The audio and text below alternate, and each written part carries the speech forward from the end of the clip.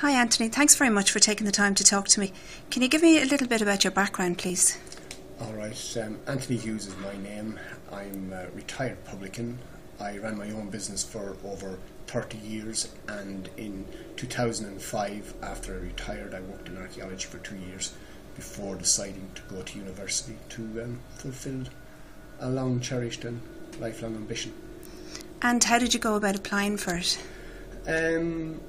I'd done an interview, applied to do a BA, done an interview, and was advised to do a return to learning. I was disappointed at this, but took their advice and attended the return to learning for a year. So how did you find the return to learning course?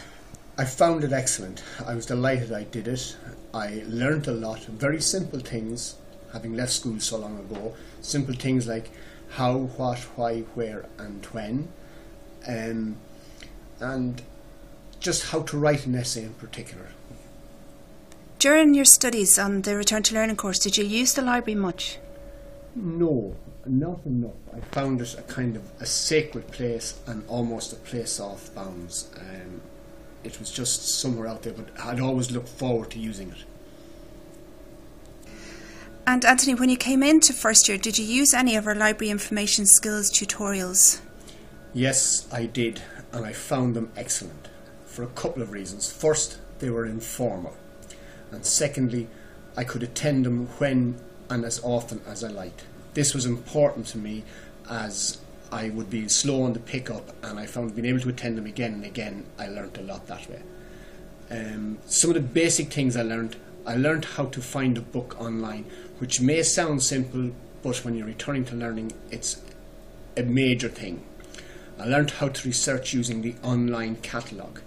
Again, that was important to me as I'm researching the post, and early directories are important, and I can print out the relevant pages from a directory and work on it.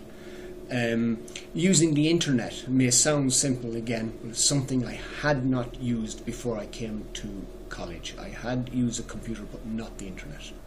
And can I ask you, would you recommend the Return to Learning course to others?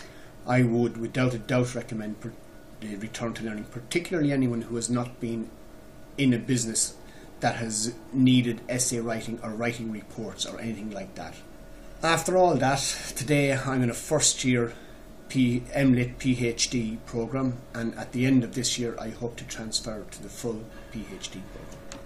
Anthony, thanks very much for your time. You're welcome. Margaret, thank you both very much for meeting me today.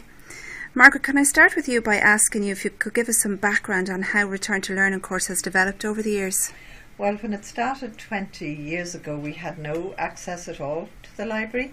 After kind of much negotiation, we got limited access for the students, but that really only came into play when they registered, so that they didn't get access till about November. And they only got it then from November to March, because it was deemed that the mainstream students had to have the books. So there were some modules that were not covered by their access to the library for them, you know, the specialised subjects that we do, because they would have gone on from March to the end of term, but they weren't able to get into the library. So it was quite limited and restricted for them, really. And has that changed? It has changed, certainly it has changed, because they have full access now. They can borrow books, take them home. They can also, because of the training they've got here, they can also access them from home. So all of that has made a huge difference. Anne, can I ask you, how has the experience changed for students over the years? The experience has changed completely. It's a completely different experience for students now. They have full access to the library. They're treated as undergraduates. It gives them enormous training in preparation for coming to third level. It allows them to access to electronic resources. It allows me the facility of developing my course to include electronic resources, which is good for me, it's good for them, and hopefully for their learning.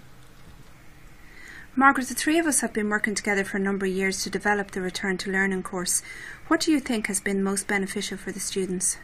Well, I'd say the fact that they now get 2 sessions You give them a session in the library which orientates them and gets them onto the catalogues for their searches for books, so they get comfortable with that. But then the fact that you come into the classroom and give them a second training session, which is a little more sophisticated and gives them the knowledge they need to get onto the electronic resources, we found that that's been very helpful.